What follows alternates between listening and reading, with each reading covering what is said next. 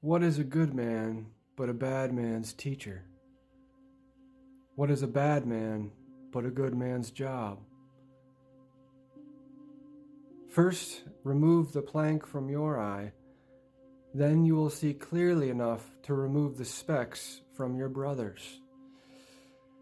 These are two pretty profound verses, one from the Tao Te Ching and one from the Bible I'd like to speak about today.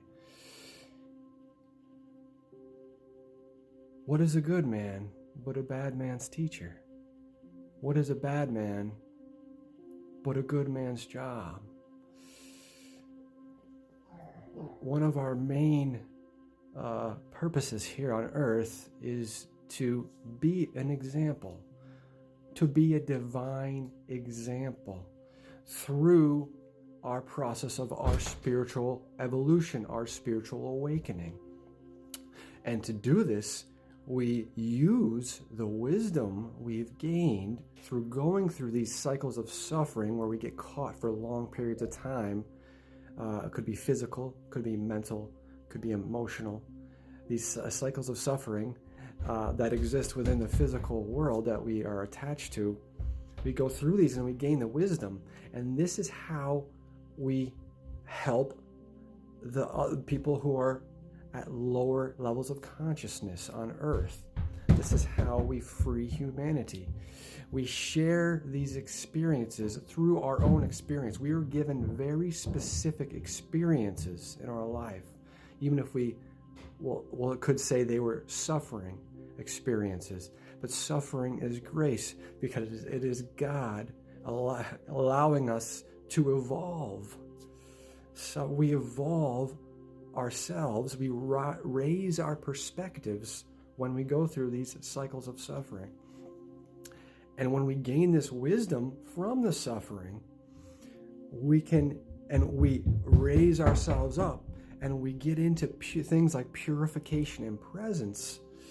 We can connect all of our previous experiences to these things, and we can share our experiences on how we specifically went through them, because everybody's going to be different and every perspective is helpful to those who are stuck in the game, because eventually one of our perspectives is going to match to their frequency and they're going to be like, oh, okay, that kind of makes a little bit of sense. I didn't look at it quite that way. But that's why it's so good to look at all these different spiritual works, not with attachment, just observing and just letting it all in.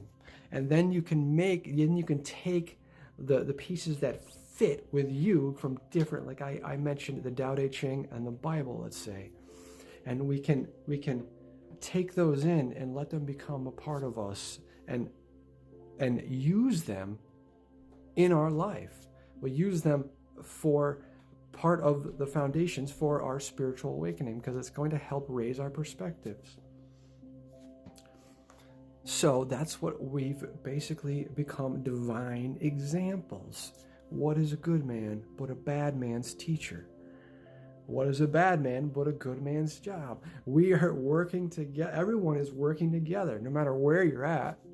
And we're all just nature playing off anyway, so we don't have to be, we don't have to get caught up in the game, the game of being trapped to saying, I am this person doing this thing. This is happening to me. What do you mean it's happening to you? Who's me when we say me? This thing has happened. This person was mean to me. That's getting caught in the melodrama of the game. Because ideally, easier said than done. That's why the practice is being present, being the observer, not getting caught in the game. It's a practice. It's something we have to keep reminding ourselves until we get better and better at it. Like you practice anything, like you practice lifting weights, like you practice playing sports, like you practice things with your certain things with your mind. You practice reading, you get better at reading, things like this. So being the observer is a practice, and not getting attached to these things that trap us at lower levels, like the aggravators, things that aggravate us are purposely put here to suppress us. to keep us from evolving. When you're suppressed, it's hard to evolve. When you know what I mean? You've got all these blah, blah, blah, blah, blah, your head's going crazy. That's one of the major cycles of suffering, is thought. Getting caught in the endless cycles of thought. That is why I made a video like recognizing and removing the aggravators. That's why I think that's so important. And is recognizing things that are aggravating our mind, because our main focus, let's laser focus, laser with me, we're lasered, right? This is what our main focus is staying present.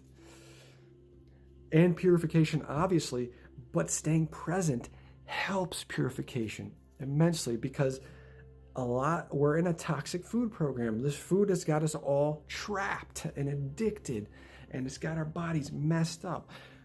So it can be very difficult to change our diet. Another long video I'm going to make is about transitioning our diets. Let me know if you have any comments or questions about anything I'm talking about, or you'd like to see me speak about specifically. I'd be glad to, because who am I here for? I'm reminding myself, I'm reminding you, because we're all one. I'm reminding all of us, including myself. You learn as you go. You teach as you learn.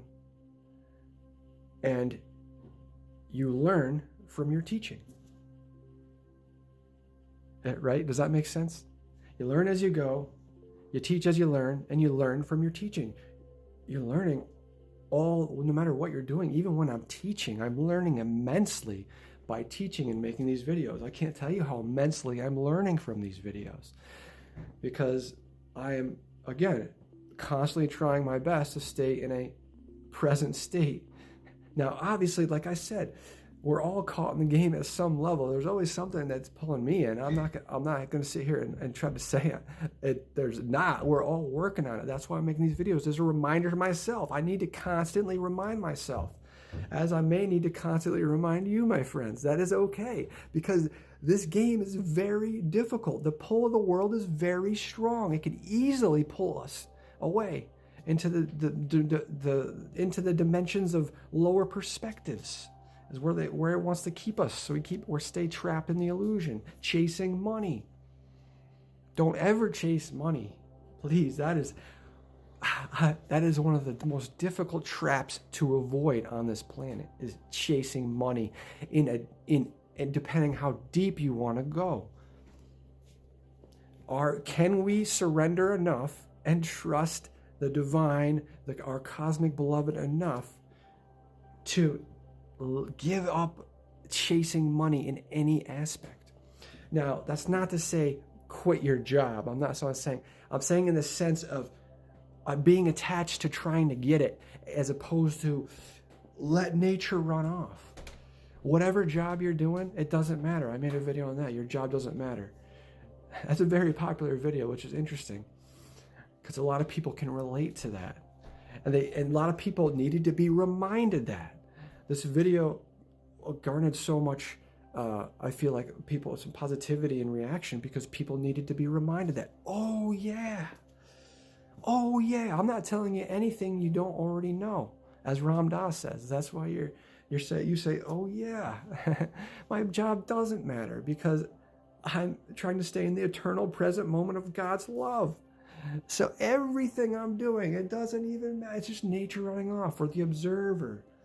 That's one of the attachments we got to break, is our jobs and chasing money. That's one of the main things that suppresses our consciousness, is being attached to the material world, and this concept of getting more and needing things we don't need. And that's why coming back to things like minimalism and detachment from things as well can be so helpful. Thank you for joining me with today, my friends, on this journey and sharing this beautiful moment of the cosmic beloved with me.